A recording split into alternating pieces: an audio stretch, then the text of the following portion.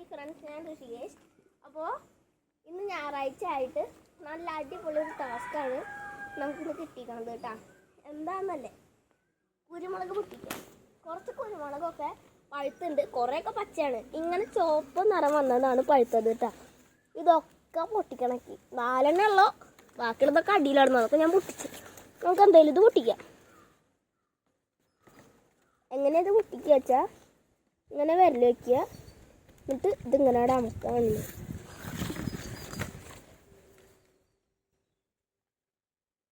ഇപ്പോൾ നമ്മൾ അടുത്തത് പൊട്ടിക്കുകയാണ്.